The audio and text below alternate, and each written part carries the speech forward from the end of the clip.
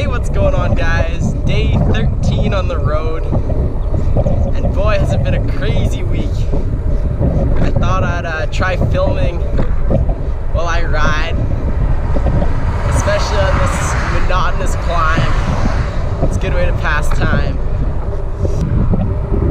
Well, I'm finally over the transition period.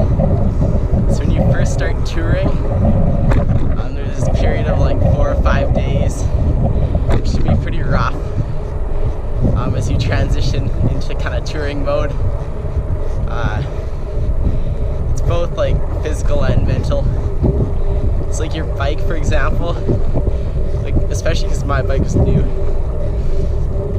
I had to get used to it. My seat, I had to wear that in, so that was kind of painful for the first few days.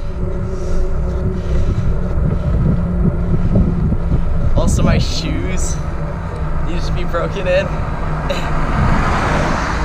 and my feet were just like super tender. I couldn't really walk for like the first 3 days, covered in like blisters and like bone spurs. But I've been like covering them with like duct tape for the past little bit, and the calluses have kind of grown up, so it's not painful anymore.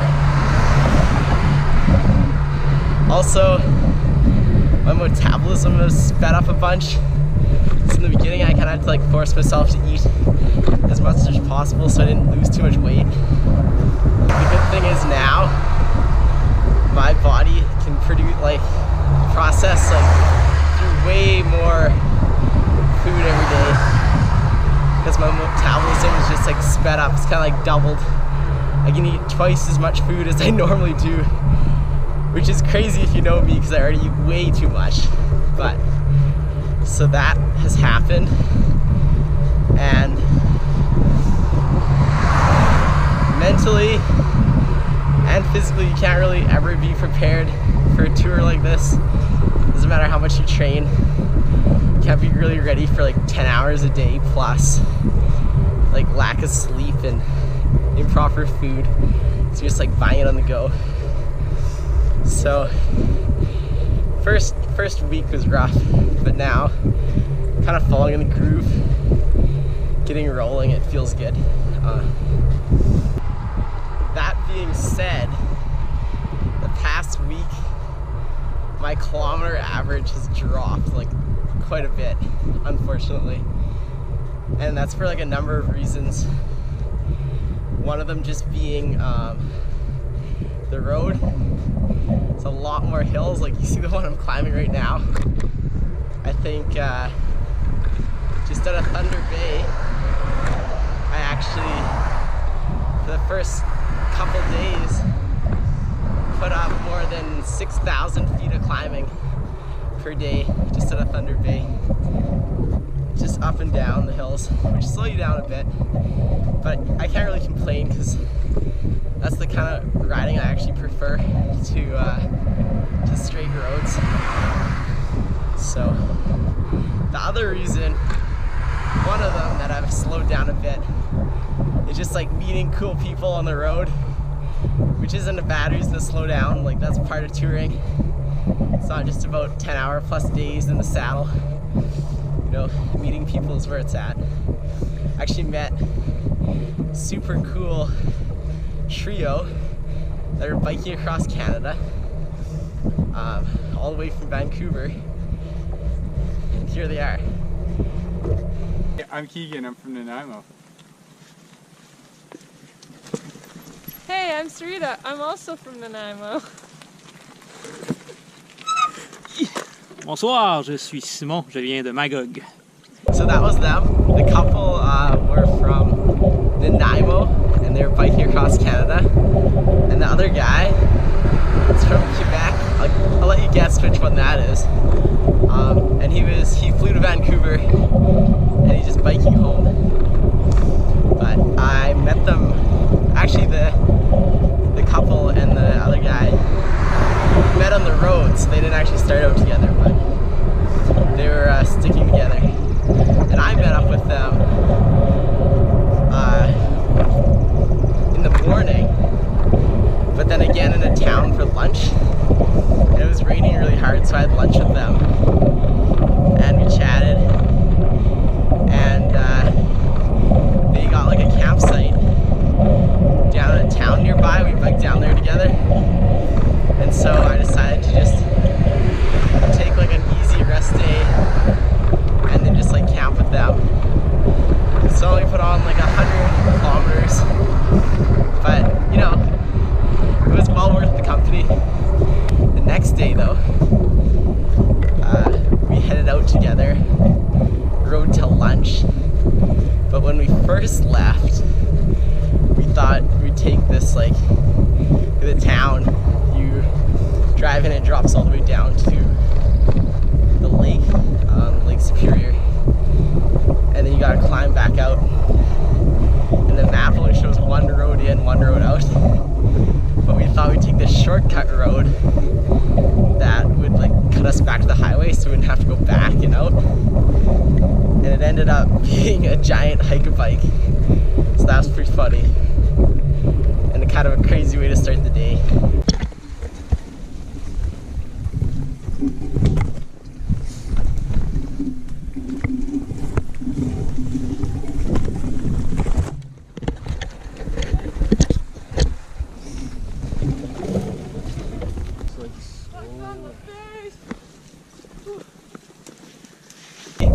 But I stepped in some mud that sank all the way up to my knees, and my like shoes and socks were completely covered in mud.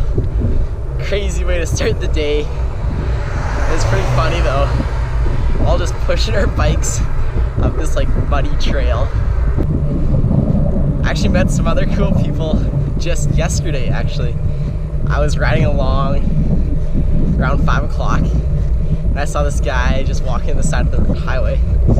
So I like rolled up and said hi to him, and his name is Jim. He was just walking home from work. He's a big man, works as a stonemason, and I started chatting with him, and he invited me over to his house to like cool off and relax. So I went over, and we just had a good time, chatted, and he insisted that I stay the night, gave me his couch and a warm shower, and so I couldn't really say no to his hospitality. And so I stayed there last night, which was super nice to have a roof over my head for a night. Sleep nice and clean, despite only putting on like 150k that day. So there's those 2 days, the 100 when I met the other group of bike packers, and then 150 yesterday. But that's not like the only reason I've been kind of going slower. I got a little bit sick, not like day 7 I guess, day 8. I started feeling pretty sick. So actually when I left on tour on July 1st, I was already sick. But I kind of like suppressed the illness for the first week, and so I didn't really feel it. I was like feeling fine, and all of a sudden it just hit me like real hard. Super sore throat, cough, just like no energy. And so that's part of the reason I've also been kind of just dogging it the last few days. I've only been like averaging around 200 over the past week, 200 a day, which is actually still a really good time, and it's still on pace for what I want. What I want is 200 a day, so I've slowed down a whole lot, but it's not a bad thing, and I'm not behind, so I'm not too worried. Well, the weather the past week has been holding pretty similar. Still hot and dry, except that one day, day 7 I think it was, when it rained really hard. But other than that, mostly hot and dry, lots of sun. But there's been, around Lake Superior, it's pretty neat. There's some super localized weather patterns that were really weird, freaky. I'll show you a clip from when I rode into one.